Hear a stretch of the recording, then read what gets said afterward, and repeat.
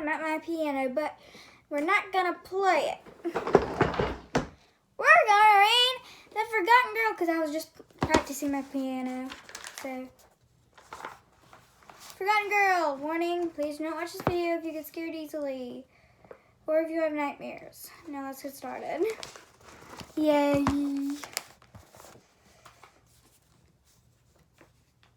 A noise came. Okay, so I'm going to start with the sentence that we left off with.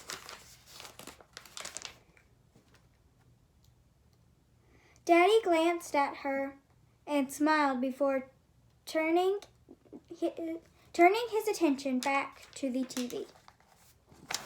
A noise came from the kitchen. Iris jumped. What was Iris? Your sister wanted to tell you good night. It was Mom yelling from the kitchen, pouring herself something to drink. She heard the clinks of glass and flow of liquid.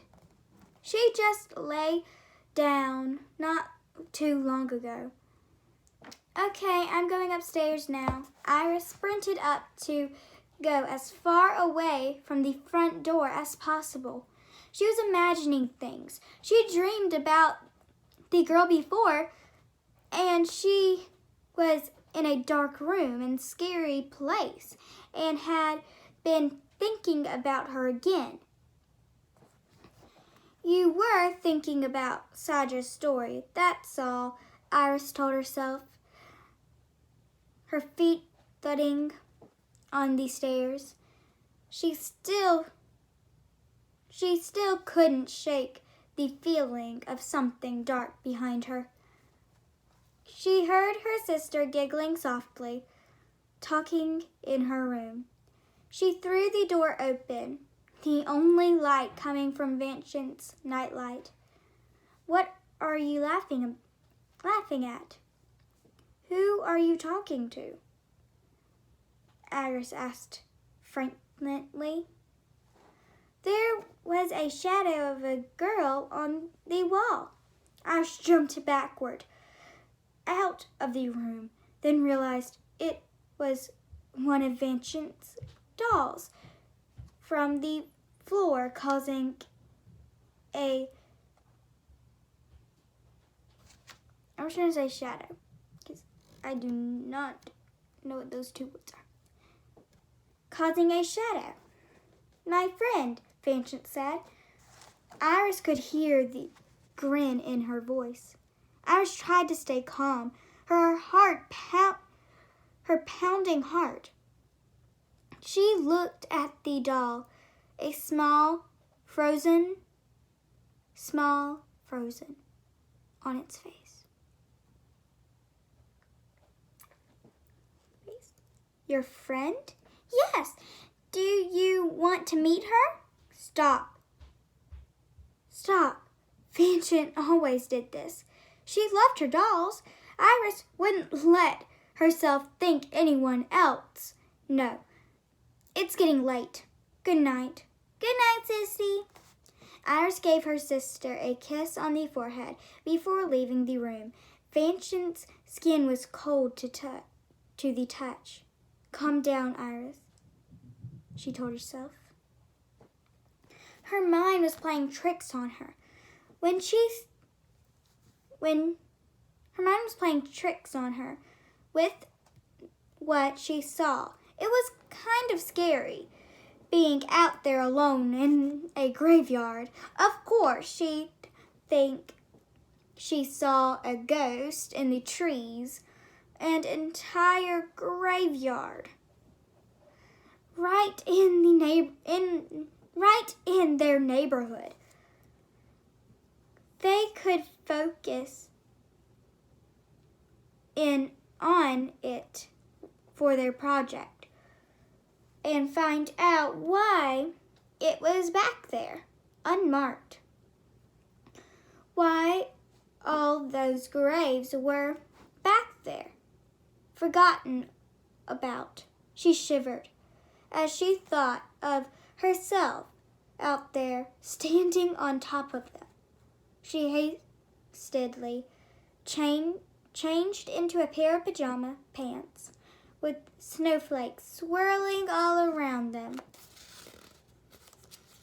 and an old Step Team shirt. She turned on her nightlight and pulled the covers high over her head. Tip, tap, tap.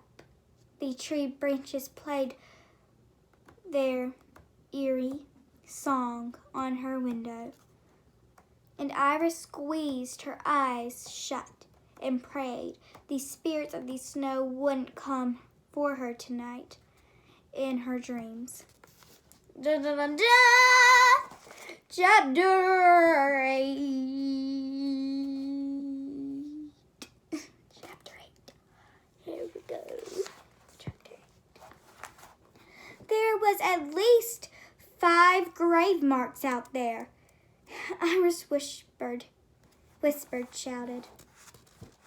She'd been trying to tell Daniel this story all day, but they had a test in social studies. By the time they got their lunch in the cafeteria, the period was basically over. Now it was the end of the school day, and they were in the library doing research for their project, recapping the strange events from the night before. Daniel, we're walking distance from the graveyard that we didn't know existed. That's what our project is for, Daniel said, logging on to the school computer, pushing up his glasses. We can find out why those graves are abandoned back there, but in the safety of the library. Iris wanted to know why there was a graveyard in her neighborhood that no one knew about. Eerie nightmares aside, she wanted to know why all those people had been forgotten about. She went to the web browser and typed in one of the few legible names on any of the graves back there. Every more Esau and C. Nothing popped up. She tried again, including the date and their neighborhood. Still nothing. It was like there was no trace of this girl, but she knew she'd lived along with all those other people who had graves.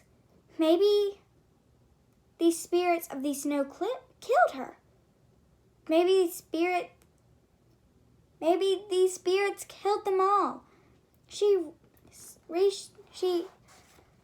searched for spirits of the snow in vain, knowing that Saj's legend wouldn't come up, although there were tales of winter spirits in different cultures. She didn't find one that fit Saj's tale. She didn't tell Daniel, knowing he wouldn't tell her, I told you so. He would tell her, I told you so. She searched again, typing the name of their neighborhood and graves. The only thing that came up that time was blue blah blah. Okay, was blah blah blah blah blah blah care. When Daniel's father was buried. Where Daniel's father was buried.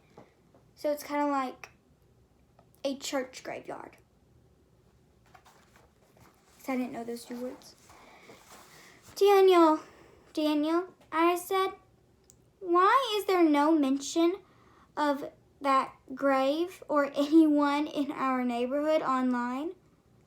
Look, that Avery girl's name is not even coming up. Daniel shrugged. That could be a good thing to talk about in our slideshow for the project. She tried again, searching abandoned graves in Esau, NC.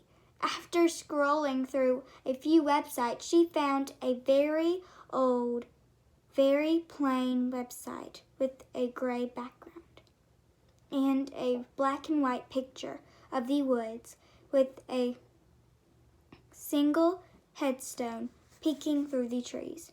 Iris shivered. It wasn't their neighborhood, but this graveyard looked similar.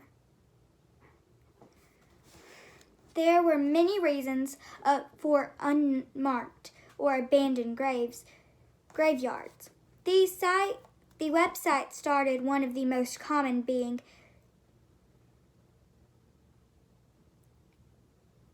blah blah blah, which occurred even after death. Some suggestions occurred from the form of a signal divided cemetery. When this was the case, there were 2 sets of caretakers to look after their respective races, with whites usually getting the more blah, blah, blah, blah, blah, blah. There was also the practice of having a completely separate cemeteries. As cemeteries changed, especially through the great blah, blah, when African Americans fled the Jim Crow South to move to north cities, the cemeteries slowly for African Americans or the African American species in cemeteries were left untended, overgrown, and eventually forgotten.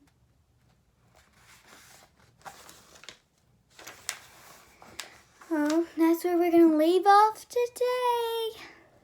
No, not today. Because I'll read a few more pages today. But that's all we have time for right now.